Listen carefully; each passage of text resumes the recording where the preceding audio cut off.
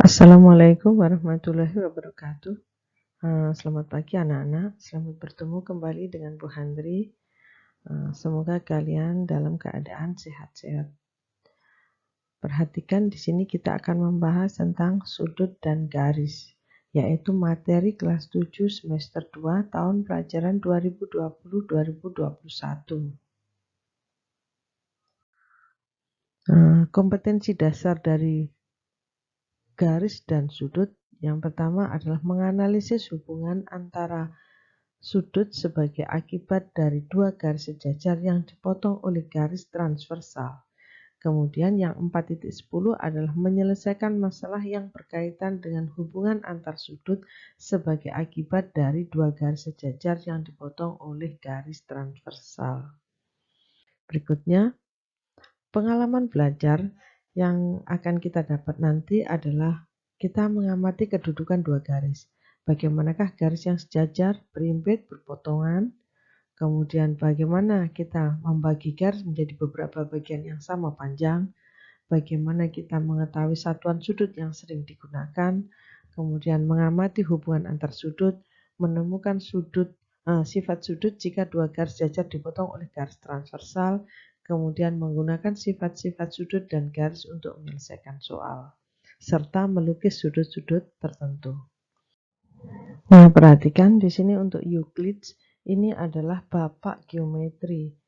Ini merupakan tokoh sejarawan matematika, yaitu pada zaman Romawi kuno beliau sudah mengarang buku yaitu yang berjudul Elements.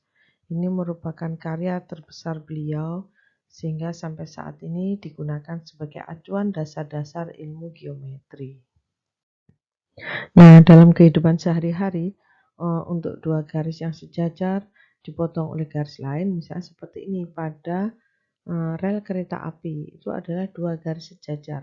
Rel kereta apinya adalah dua garis sejajar dipotong oleh rel kereta api yang lain, berarti dua garis sejajar dipotong oleh dua garis sejajar juga. Kemudian untuk yang membuka kotak itu adalah tiga garis yang sejajar dipotong oleh suatu garis yang berwarna kuning ataupun yang berwarna merah.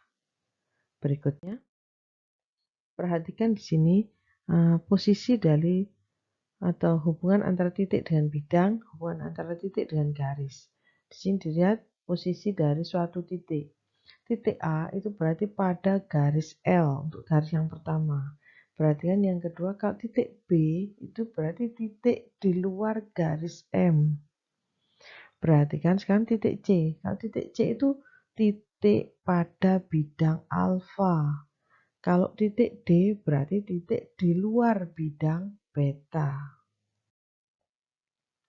Berikutnya, garis L pada bidang alfa. Berarti garis L ini pada bidang alfa. Kalau yang gambar 2, garis L itu di luar bidang alfa. Kemudian yang ketiga, garis L itu menembus bidang alfa. Jadi yang muncul yang di luar itu adalah A. Ini garis atau sinar garis yang A itu yang di atas, kemudian yang ke bawah itu jadi menembus dari bidang.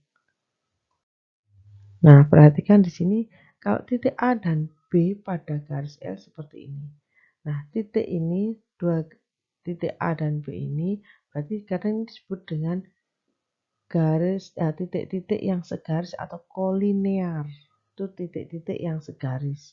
Kemudian titik C dan D pada bidang beta itu disebut koplanar karena titik-titik pada bidang yang sama, sebidang. Kalau tadi kolinear segaris. Nah, perhatikan di sini ada titik AB melalui garis AB. Jadi garis AB itu ada panahnya ke kanan dan ke kiri, lihat itu yang ke arah kiri dan ke arah yang kanan, jadi AB itu jadi dapat diperpanjang di kedua arahnya. Nah, bedakan dengan ruas garis AB. Itu berhenti hanya pada dua titik itu, yang setelah B tidak ada, setelah A juga tidak ada. Dan jadi titik A dan B itu merupakan titik ujungnya. Nah, kalau di sini titik AB yang atas, jadi yang gambar 7.8 di sini, titik AB itu pada garis AB, jadi melalui garis. Nah, ini garisnya bisa diperpanjang di kedua arah. Nah, perhatikan di sini kalau sinar garis AB, jadi di ujungnya di sini ada tandanya panah. Nah, ini dinamakan sinar garis AB.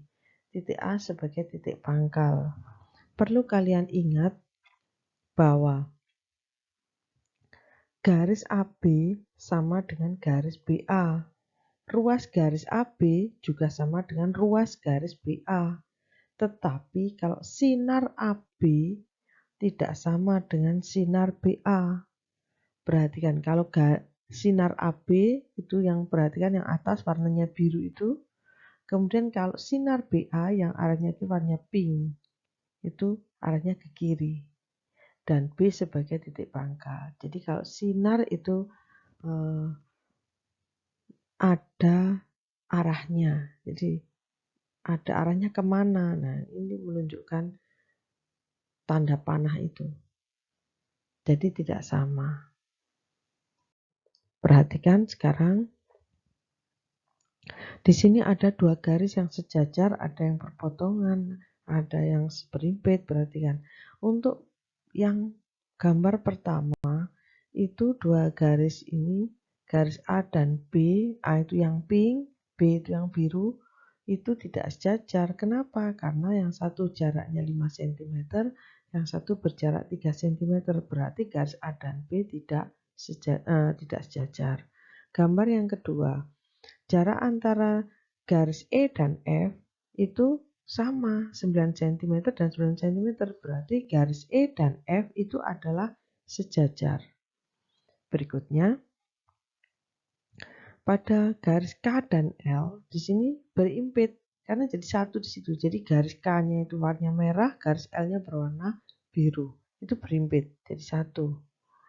Nah, untuk yang garis N dan M di sini berpotongan karena jaraknya 2 cm, di sini juga 2 cm, tapi berpotongan. Terlihat perpotongannya. Berikutnya, kalau ini garis R dan H itu adalah berpotongan tegak lurus. Artinya berpotongan tegak lurus membentuk sudut 90 derajat. Nah, sifat-sifat garis yang sejajar. Melalui titik K di luar garis A di sini hanya dapat dibuat tepat satu garis sejajar dengan A. Jadi hanya dapat dibuat satu garis saja. Itu sifat yang pertama.